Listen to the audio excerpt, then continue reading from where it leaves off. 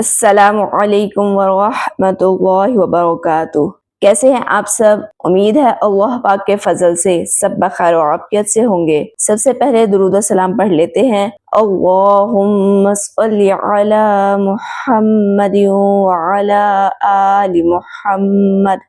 دعا ہے کہ اے رب کائنات ہمیں ان خوش نصیب لوگوں میں شامل فرما جن سے تو راضی ہے، اور فرشتے بھی ان کے لیے رحمت و مغفرت کی دعائیں کرتے رہتے ہیں، آمین یا رب العالمین۔ بسم اللہ الرحمن الرحیم۔ رب اشرح لی صدری ویسر لی امری واحلل عقدۃ من لسانی یفقہوا قولی رب زدنی علما۔ آج کا ہمارا سبق حروف شمسیہ اور حروف قمریہ کے بارے میں ہے۔ کیا آپ نے کبھی سوچا ہے کہ ہم الشمس کو الشمس کیوں پڑھتے ہیں جبکہ القمر کو القمر ہی پڑھا جاتا ہے؟ اور اس کا ہماری عربی اور اردو گرامر کے سب سے اہم ٹاپک اسم نکرہ اور اسم معرفہ سے کیا تعلق ہے؟ اگر آپ کو بھی قرآن پاک کی ان الفاظ میں لام اور الف کہاں اور کب پڑھنا ہے اس میں کنفیوژن رہتی ہے تو آج کی یہ ویڈیو صرف آپ کے لیے ہے۔ ویڈیو کو آخر تک لازمی دیکھیں تاکہ یہ کنسیپٹ ہمیشہ کے لیے کلیئر ہو جائے۔ اس ٹاپک کو سمجھنے کے لیے سب سے پہلے ہمیں دو بنیادی لفظ سمجھنے ہوں گے۔ پہلا اسم نکرہ، دوسرا اسم معرفہ۔ اسم نکرہ وہ عام اسم ہوتا ہے جو کسی بھی عام چیز کے لیے بولا جائے، جیسے شمسن کوئی بھی سورج، قمرن کوئی بھی چاند، بابن کوئی بھی دروازہ۔ اس میں تمام الفاظ عام چیز کے لیے بولے جا رہے ہیں، اور یہ بات یاد رکھیں کہ اس میں نکرہ کے آخر میں دو زبر، دو زیر اور دو پیش ہوتی ہیں، لیکن جب ہم کسی عام چیز کو خاص بنانا چاہیں تو ہم اسے اسم معرفہ بناتے ہیں، اور کسی عام چیز کو خاص بنانے کا طریقہ یہ ہے کہ اس کے شروع میں الف لام لگا دیا جاتا ہے اور آخر میں سے دو زبر، دو زیر، دو پیش کو ہٹا کر ایک حرکت باقی رہ جاتی ہے، جیسے بابن۔ تو اس اسم نکرہ کو اسم معرفہ بنانے کے لیے شروع میں الف لام لگائیں گے اور تنوین کو ہٹا کر ایک حرکت باقی رکھیں گے، جیسے البابو۔ اور اسی طرح شمسن یہ عام اسم ہے، اس کو معرفہ بنانے کے لیے شروع میں الف لام لگا کر آخر میں سے تنوین دو پیش کی جگہ ایک حرکت باقی رہ جائے گی، جیسے الشمس۔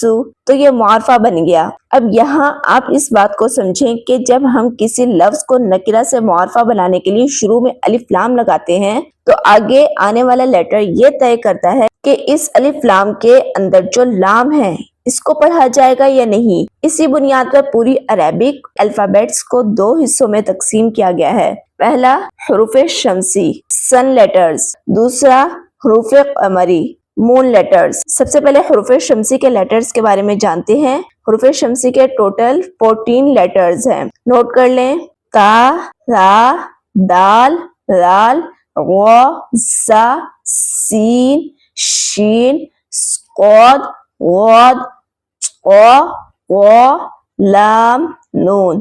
اب دیکھیں کہ ان حروف کے شروع میں الف لام آئے تو کیا الف لام یا لام پڑھا جائے گا یا نہیں۔ یہ لیٹرز آپ کو اچھے طریقے سے یاد ہونے چاہیے۔ ان حروف کو حروف شمسی سن لیٹرز کیوں کہا جاتا ہے؟ اس کی بڑی پیاری وجہ ہے، جس طرح دن کے وقت آسمان پر سورج نکلنے سے باقی ستاروں کی روشنی ظاہر نہیں ہوتی ہے، بالکل اسی طرح جب ان حروف سے پہلے الف لام کا لام ہو تو وہ لام اپنی آواز کھو دیتا ہے، یعنی لکھنے میں تو آتا ہے لیکن پڑھنے میں آواز سائلنٹ ہو جاتی ہے۔ اور دوسرا پوائنٹ کہ الف لام کے بعد آنے والے شمسی حرف کو تشدید کے ساتھ پڑھا جائے گا، جیسے الشمس میں الف لام کے بعد شین حرف حروف شمسیہ میں سے ہے تو لام کو نہیں پڑھا جائے گا اور شین کو تشدید کے ساتھ پڑھا جائے گا، یعنی لام کی آواز ظاہر نہیں ہوگی۔ اسی طرح الرحمن میں غ حروف شمسیہ میں سے ہے تو اسی لیے لام کی آواز ظاہر نہیں ہوگی، الف کو غ کے ساتھ ملا کر پڑھا جائے گا۔ یہاں تیسرا پوائنٹ یہ بھی سمجھے کہ اگر یہ حرف پچھلے حرف سے مل رہا ہو تو وہاں نہ تو الف پڑھا جائے گا اور نہ ہی لام۔ لکھنے میں تو یہ دونوں حرف آئیں گے لیکن پڑھنے میں نہیں، جیسے والشمسی والتینی۔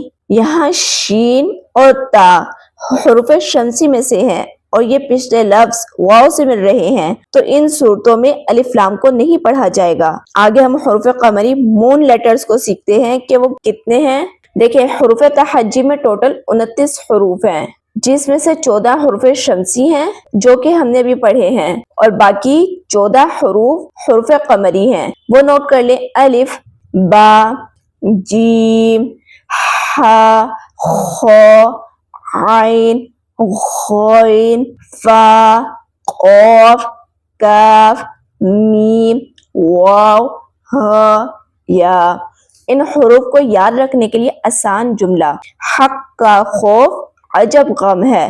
اس جملے میں جتنے بھی لیٹرز ہیں وہ تمام حروف قمری ہیں۔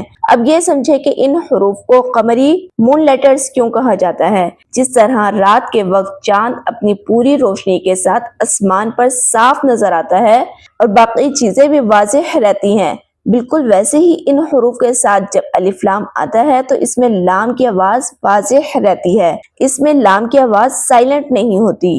جس طرح القمر میں الف لام میں لام کی آواز ظاہر ہو رہی ہے۔